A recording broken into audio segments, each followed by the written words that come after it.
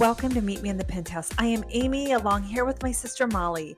We help high-achieving women increase their income, but most importantly, their impact.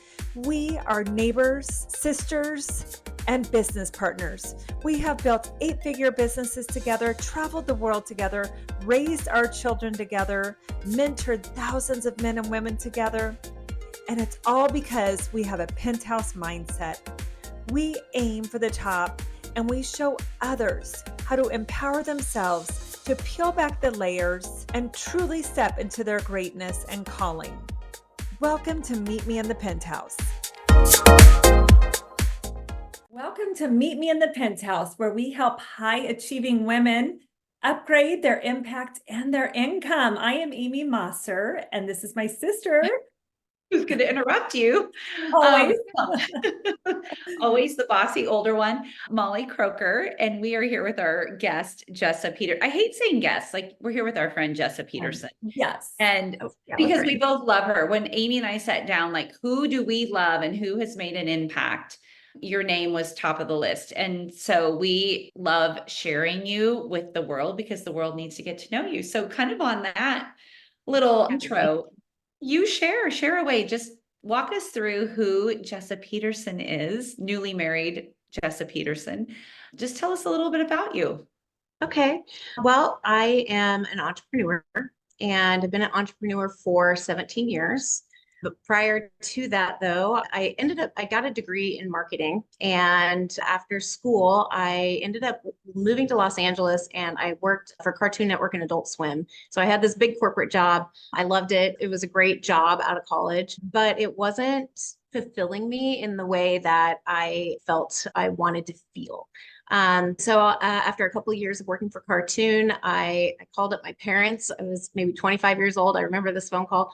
And I said, hey, mom and dad, I'm leaving my corporate job with insurance and a good salary to go through yoga teacher training and start a dog running business. And they were like, are you sure? Are you sure that's your decision? I said, yes. And so, of course, they're wonderful parents and they were supportive. So I left corporate and went through yoga teacher training and then started a one-on-one kind of personal trainer for your dog business in Los Angeles. And so I was running dogs and teaching yoga, and it was really dreamy, actually. It was really fun. And I did that for a few years and then decided to have a family and moved back to where I was from, Manhattan, Kansas. And when I moved to Manhattan, there was not a yoga studio. So this was 2010. This was prior to Instagram. And I really feel like Instagram changed yoga for the yoga culture, but that wasn't around in 2010. And so when I moved to Manhattan, Kansas, there was no yoga studio. I opened this yoga studio with the belief that I was bringing this cool yoga from LA and I was going to have people lined up out the door. And that was not what happened. They thought I was doing witchcraft or levitating or something crazy. And so I had to change my marketing approach, and I did. And I'm happy to talk about that too. But then from then on, just kind of grew and grew, and there have been ups and downs along the way, but we're here 14 years later and doing good things. Oh, I love that. So yes, we definitely want to hear your marketing approach, but take us back to when you decided to leave your corporate job. Was there a moment that you just like had this feeling that, or a voice or what was it that caused you to make such a bold decision when you were probably raised like the rest of us, right? Go to school, go to college, get a degree, contribute to your 401k, retire when you're 65. What was the shift? Tell us about That's a great question. Actually, I have had the entrepreneurship bug since I was little. I remember going to my mom when I was very young and saying, I want to start a business. And she bought me a book for young entrepreneurs. And I think I was like 10 or something. And it was just like how to be an entrepreneur written for a 10-year-old. And I started a small business then. I think it was like spray painting curbs, addresses on curbs or something like that. So I'd always had this kind of entrepreneurship ambition, I think. And then when I was practicing yoga and had gotten into yoga because I was a runner and was dealing with some injuries, and yoga was really helping. But the moment that I did yoga, I felt like a part of me had been lit up. inside. Mhm. And I knew that it was something really special and really special to me. And so when I got to a place where, again, I loved my job at Cartoon, it was a great job. And I just got to a place where I could feel that calling or that urge to pursue the entrepreneurship spirit. And I had such a love for yoga that I wanted to share that with people. And I didn't know what that looked like at the time, right? When I went through yoga teacher training, I was just like, well, I don't know what I'm going to go teach at a gym or a yoga studio. Or, I didn't think that I'd be opening a yoga studio. I just knew that I loved this thing and it made me feel the most whole I think I had ever felt. And I wanted to share that with people. So it wasn't that tough of a decision. Plus, I was 25. So it's like, if it doesn't work out, I can figure something else out. I think about like yoga teacher training. It's not like that's just, $99. So I'm like sitting here going, wow, at 25, I would have made that investment in myself of like a couple $1,000s for yoga teacher training and knowing that I probably didn't even have it. So I'm impressed. I'm like, dang, Jessa, Well, incredible. I think, maybe it wasn't yoga teacher training for you, but I bet there was something that you would have, sacrificed financially at a young age to do because you felt drawn to it. Absolutely. Yeah, Yeah. absolutely. And then you come back to Kansas, open this studio, 2010. The line is not out the door, but you hold the vision. Did you see that in before those of you that aren't watching this, that you're just listening, you can't see Jessa like point to her heart. Like I knew there was something. So it's like you felt something within you. Did you feel that when you opened the yoga studio, or was it more of a visual thing, or was it more of just like an inner knowing? I mean, I think I would lean more towards the inner knowing. Like it was just, I was going to trust. And I started very small. My grandmother owned an office building in Manhattan, and I had no idea if this was going to work. And so I just converted an office space to a teeny tiny little yoga studio. And it was heinous, like not attractive at all. It was bare bones. I painted the walls this hideous green color. Like it was awful, but some of the best yoga happened in that room. And people that practiced with me in 2010 will come to me still and say, "Man, we did some good yoga in that space." So, it was more just like, I'm going to see how this goes and trust the process. And yeah. Also, as you were starting that yoga studio, were there children involved? Did that allow you to be present with your children so that you could do that sort of part-time, or? That's a good question. I was 4 months pregnant with my firstborn, Indy, when I opened the yoga studio. So I always think like, how old is Indy? Okay, that's how long I've had a yoga studio. But so I was, and here's the funny story. I taught all the way through being pregnant. Like I taught yoga the morning that Indy was born. I had a 9 o'clock class. I taught that yoga class because at first I was the only yoga teacher. Like I didn't have other people. And so if yoga class was happening, it was happening because Jessica. And so I taught class at 9 a.m., went to the hospital in the afternoon and gave birth to Indy. And then I think I ended up with a C-section, which wasn't ideal, but we deal with it. I think I was only out like 4 or 5 days. And then I went back and I taught yoga, and I was just sitting when I was teaching yoga. But yeah, I wasn't out very long because I had no other option. It was me or bust. So, but to answer your question, yes, it was really nice. My kids grew up going to the yoga studio, and my ex-husband and I had a really great schedule where I would go teach yoga in the morning, and then I was home with the kids during the day, and then he would come home at night and I would go back to the yoga studio. So it worked out really well for what we were doing in our schedules. And I love that the kids, they grew up going to the yoga studio and they still get dragged to the yoga studio. What a great way to raise them. And you mentioned, like I had no other choice. It was either make the yoga studio work or, there was no other choice, right? It was clearly going to work. And so they often say, or they say that oftentimes when your back's up against the wall, when you have no other choice, right? You burned the boats, you quit your corporate job, maybe left a relationship, you find your other self. So is there a time in your life that you can truly say that, and maybe it was when you opened the yoga studio, or maybe it was another time in your life, but when you stepped into your other self, when your back was against the wall, when you had to burn the boats at some point?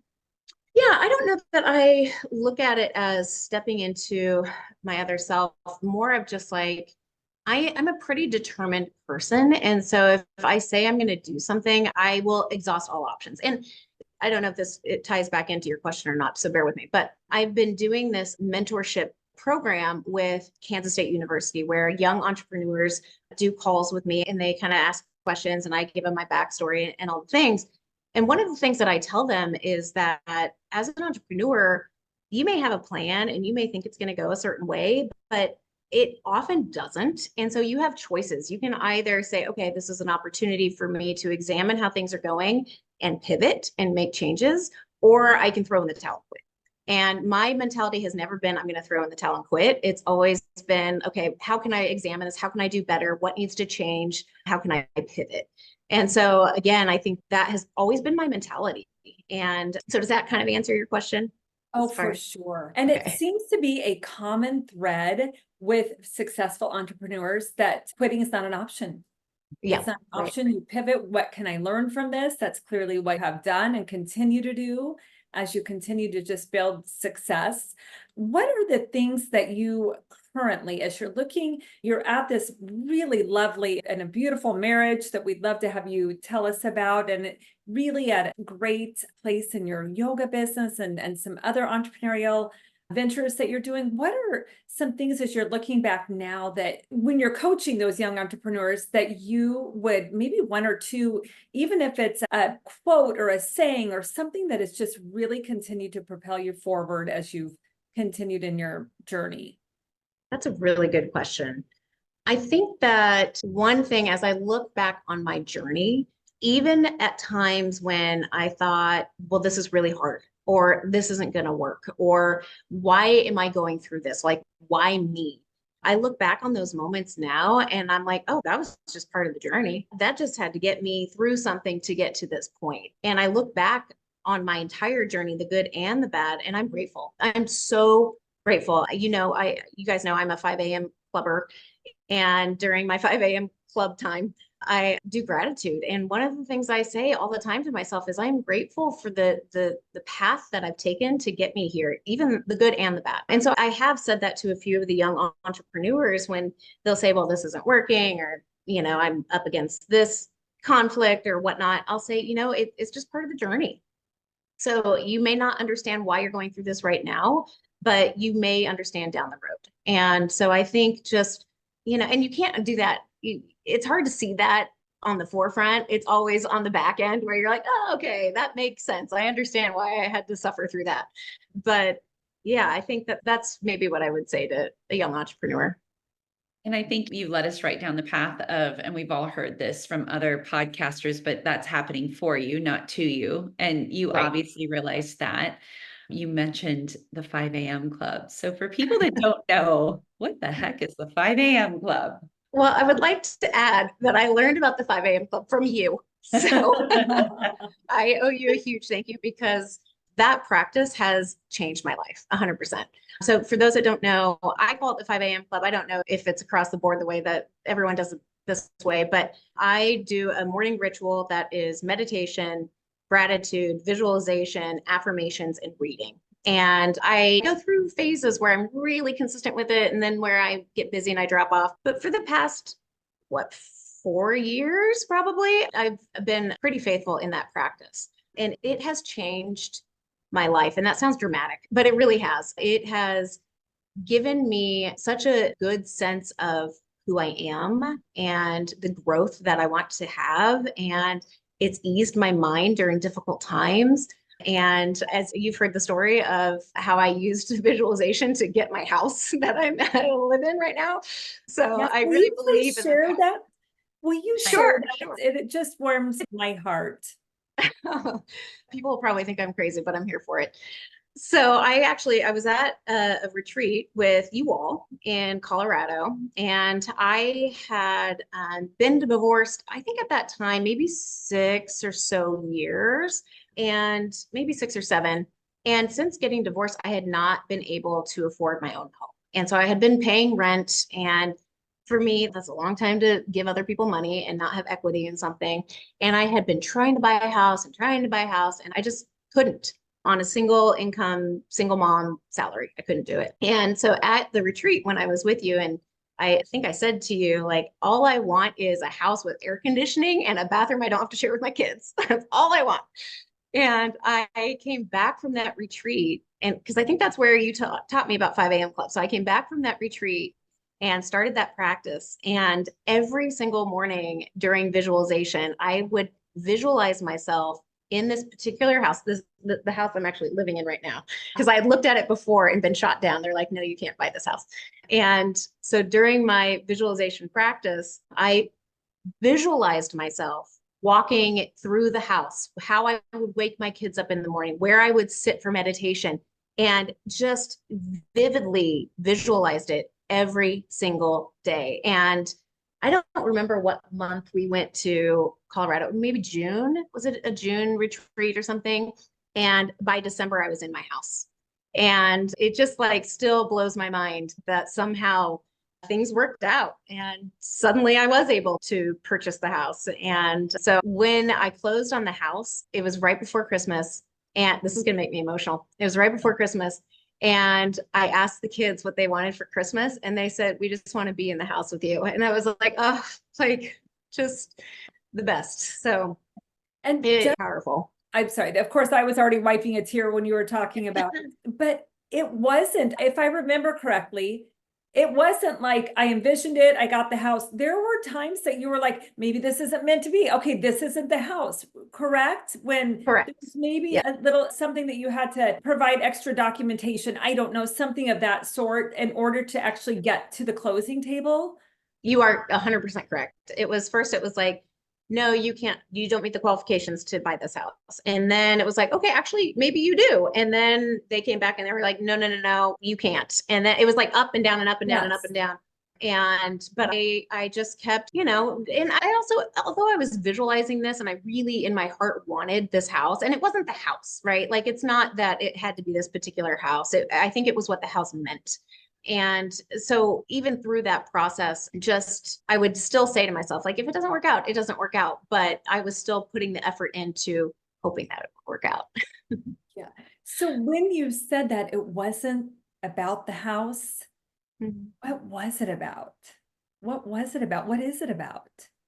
I think for me, it felt like I was able to provide a home for my children and a place where I felt good about. The rental that we were in was fine, but we were not in a great neighborhood and we didn't have air conditioning. It was brutal. So I wanted, I wanted a place that, my kids now, they go out and run around the neighborhood. I mean, they're older, but they still run around the neighborhood, and we live in a great community. And I wanted to provide that for my kids. And I think a part of me felt like maybe I was failing as a mom because I wasn't able to provide that. So that statement just made me emotional again. So I think there was a little bit of just wanting to feel like I was doing my job as a mom, which I know doesn't define me as a mom, by the way, but I think that house, when I hear that, it's like the same feeling, even though I wasn't with you in the yoga studio, the green yoga studio, like that same feeling, right? Where you said some of the best yoga happened there, some of the best memories of your kids. And when we knew that you were in that air-conditioned bathroom alone. Oh, that reminds me of one of the hiccups we ran into, which was amazing. It was a 1-bathroom house when I looked at it. 1 bathroom. And I was like, God, I love this house, but I am not sharing a bathroom with teenage kids. Like, I'm not going to do it. And again, I visualized like putting another bathroom. And then I went to the homeowner and I was like, is there any way that you would like convert this into a bathroom? And they were like, sure, no problem. And so they did. And I didn't know that. It just worked out. It was so great.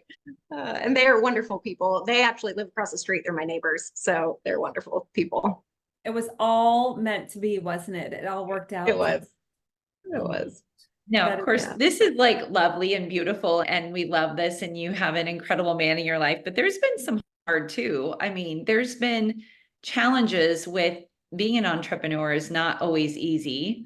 Yeah. I mean, what's the hardest lesson you've learned? I've been through a few. So probably the biggest one that was one of those moments where when I was going through it, I was like, why is this happening? Why? And in retrospect, I can see that it needed to happen. But so I opened a yoga studio in 2010 by myself. And then in 2010, I was approached by two people that wanted to invest in my business. And so I brought them on as partners and we expanded the business and grew the business. And it was going gangbusters. It was amazing. Like I didn't know that the yoga studio could do so well in a small town. It was amazing. Unfortunately, the partners and I were not seeing eye to eye on things. And so this was now jump forward to, we'd been in business together for 2 years. So it was 2019. And it didn't feel good in my heart the way that they wanted to run the studio. It wasn't the way I like to do things. And so I approached them and I said, I'd like to buy you out. And they said no. So I was faced with a really difficult decision, which was maybe one of the hardest decisions I've made. In fact, I would tell people it was harder than going through this process was harder than going through a divorce. I made the very hard decision to walk away from my business. And so I had, built this business for 9 years and poured my heart into it. And it was a place my kids grew up and I watched it grow and just flourish into this beautiful business. But ultimately, I decided that I couldn't be partners with these people. And so I decided to walk away. And at the time when I walked away, which turned into a whole mess, like a whole legal, terrible mess, I was not intending to open another studio because I felt like a part of me had died. It was my baby with my babies. Like it was my third baby. And so I really had no intention of opening another yoga studio. And soon after I announced that I was leaving, I had so many people reach out to me and ask me to please open another studio or do something where I was teaching, that I thought about it for a very long time. And then I decided, okay, I will open another yoga studio. So I opened Chapter 5 Yoga. And again, at the time, I was like, this sucks. I have to start all over. I poured my heart into this. Like, I'm starting over. And I did it for 9 years. Like, it's so, but now looking back, Chapter 5 has evolved into such a beautiful yoga studio and such a beautiful business. And not because of me, but because of the people that are a part of it, that I see that whole process had to happen so that Chapter 5 could come out of it and be what it is today. And that was very, very challenging, but again, something that had to happen. So that was one of my biggest, probably difficult moments. COVID was another one, but we got through that as well. But yeah, it was a really hard time. I have the saying right here: every adversity, every failure, every heartache carries with it the seed of an equal or greater benefit. And hard to remember, right? The card is lost, the quote is lost when you're going through it, but all of a sudden you're on the other side and you're like, well, that explains everything. So what an incredible, and probably resonates with a lot of people out there that have had to close the doors or walk away from something they loved or they built. And here you are on the other side and you're like, oh gosh, that was so for me. Yes. I had an entrepreneurship professor in college say that a good entrepreneur knows when to walk away. And that was something that really resonated with me during that time, was like, okay, like this, I know in my heart that this isn't where I need to be. And so that helped a little bit. And tell us a little bit now, because of course you have this great studio, we know you, so, and all the teacher training and the, what else you've expanded into. Kind of share with us what else has evolved for you since, again, navigating COVID and doing it well, wellish, and then where we are today. Sure. So I think with any occupation that we do, right? Like the longer we do anything, not even occupation, the longer we do anything, we get better at it, right? Like the more you play the piano, the better you get at playing the piano. And so when I opened the yoga studio, I was just teaching yoga classes and that was it. That was one revenue stream and that was it. And then, I'd been doing that for a number of years and I evolved and grew and I was able to lead. I felt comfortable leading yoga teacher training. So then came another revenue stream. And then through that process, I felt a little more comfortable and felt really stable in my ability to lead yoga retreats all over the world. And so there was another revenue stream that came in. And then COVID hit and we had to evolve how we were delivering. So we did online yoga and there was another revenue stream. And then now it's evolved to, I really feel like I got to a place where I had so many people reaching out to me because I've now owned a yoga studio for 14 years and I'm not an expert, but I have experience. So if I had been playing the piano for 14 years, I hope I could play the piano okay. And so I have experience. So I had all these yoga instructors reaching out saying, hey, how did you build your yoga studio? What did you do? And through that process, as I was talking to them, I realized that a couple things. One, I did have a lot more information to share than I thought I did, like a lot more knowledge to share than I thought maybe I would. And secondly, there's a lot of people out there that love yoga and they love teaching, but they don't have the business background. And owning yoga studio is a business. And so you have to be able to run a business. And what started as I'm going to coach people through owning their own yoga studio has now evolved into we are franchising Chapter 5 Yoga. And so we are now in the process of putting together the franchise and what that looks like. And it's a lot of, like we talked about earlier, like it's a lot of background paperwork stuff that is not fun to do, but we're doing it. And the hope is that I can help people who love this practice and want to share it do that in a way that feels, achievable because they have someone holding their hand and partnering with them to do it, to help them with the business side of things. So that's where we are right now, which is really exciting. And one of those things that if I was scared of, didn't do things that I was scared of, I would not be doing this because I am very scared of it, but we are doing it. I love it. I think it's absolutely, absolutely. And what an incredible way to bless people, because it's been such a blessing to you, and to have somebody, that's the great thing about buying a franchise, is they don't have to figure it out and spend the hours and the years away trying to figure it out. So it seems like a brilliant business plan to me. Well, thank you. We'll see. The thing that makes a yoga studio special in my mind is the community. And so, if we can help people cultivate community within these studios, I think it'll be a win, because the community, people show up to yoga. They show up for their yoga practice, but really they show up for their friends and their community. And that's something that's been really special with Chapter 5 is the community that we've built. Jessa, honestly, why do you think people have come? What do you have that's magic inside of you? What is it? Is it, I know it's your community, but they came because of you, your superpower, what is it that you just. So I have thought a lot about this. What makes Chapter 5 different? Because there are a lot of yoga studios out there and there's a lot of yoga franchises out there. And so I've actually given this a lot of thought, what makes us different? And it's not me. I mean, I don't teach as much as I used to. So, and people are still coming to the yoga studio. What I think it is, maybe it started with my philosophy in yoga and how I approach teaching yoga. And all my teachers teach in a very similar way. So we teach in a way, I'm back up. Oftentimes in yoga culture right now, it is make yourself fit this pose, make your body look like the picture in the book, or fit this pose. And like all of our bodies are different and what we can do is different and the limitations that we have are different. And so that one size fits all does not work in yoga. And I saw a place where people were getting injured from yoga. And I was like, it's a healing practice. It is not meant to injure people. And so I took a slightly different approach where I was trying to help people make the practice work in their bodies instead of making their bodies work in the practice. And if you come to a class at Chapter 5, I will be teaching triangle pose, which is a pose from the book, but everybody in that room will look different in that pose because they all understand that they've practiced with us enough that they do what works for them in that moment. And that moment may be different tomorrow. And that pose might look different tomorrow. But today, in this moment, this is how it looks in my body or how it feels in my body.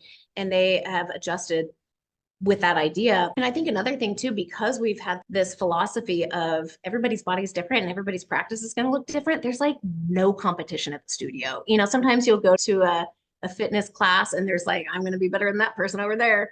And that just doesn't exist at our studio. And it's really lovely that it's just everyone's there doing their practice in the way that feels good in their body in a safe way. We teach in a very anatomical way, but it's really individualized, if that makes sense. Now's the time that I can crack the joke that Molly clearly isn't in your yoga classes because there would be competition. No, I'm kidding. I have gone to them, and it is true. It is true that I did tear my hamstring doing a pose that I have no business doing. It is. And that was a little bit of my thinking at the time, the exact moment I thought, I have no business doing this bound pose as a runner. And there I went. And it was just a good little reminder of this is not the place to be competitive, Molly. So, well, that story is very common. You're not alone. yeah. You saying that just reminds me like what it brought to my heart and my mind when you were saying that everybody's body's different and that there was like no shame. It was embracing your authenticity and feeling worthy exactly as you were. That's like what came to my mind as you were saying that. And I know that's how you are because I'm friends of yours. So just to have your students feel worthy just as they are in their own beautiful, authentic selves and their bodies. I mean, that alone, we don't get that in this world enough, do we? Because that's true. Well, thank you for saying that. All those words resonate with me deeply. So thank you for saying that. I hope my students feel that way. I have no doubt that they do. I have no doubt that they do. And Jessa, this is going to be kind of our final question to wrap this up is just what does it mean to you to live in the penthouse? Since that's the name of our podcast, Meet Me in the Penthouse, what does that mean to you? I think to live in the penthouse means that you're living your best life. And for me personally, when I'm living my best life, it's when I am authentically myself or true to myself, and I am most connected to who I am as a person. I feel like alive in that moment. And to me, that's living my best life. That's living in the penthouse. You know, it doesn't have to have chandeliers or anything. It is living my best life, being authentically myself and being true to who I am. And do you think, can you recognize penthouse people? I think so. Yeah. Can't you? Yes. Yeah. Yeah. Exactly. I mean, whether it's a feeling, whether it's just a knowing, it's kind of like your yoga practice where you just knew within, like that's penthouse people. And you're only elevated when you're around penthouse people. Yep. That's true. And that's penthouse people elevate each other. Yeah, you know, exactly. Yeah. Why are we all three here today? Because you are a penthouse people. Maybe we should have shirts made. I would wear that shirt.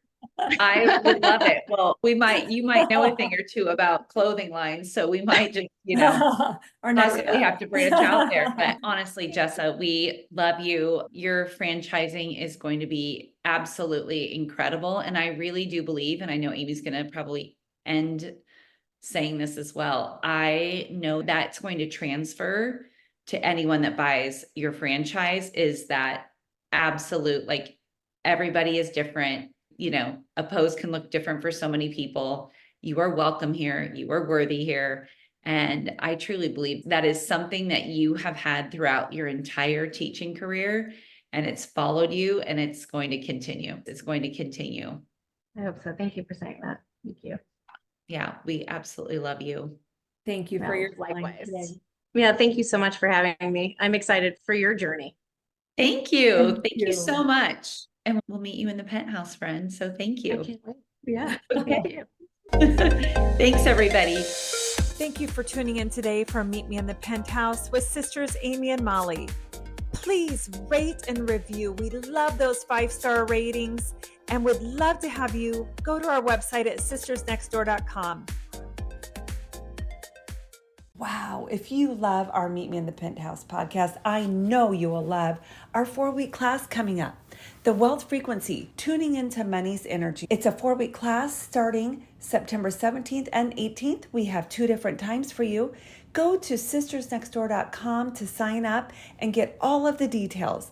Also, don't forget to rate and review us on Spotify and Apple. Give us those 5 stars and we'll keep giving you stellar content. We so appreciate you.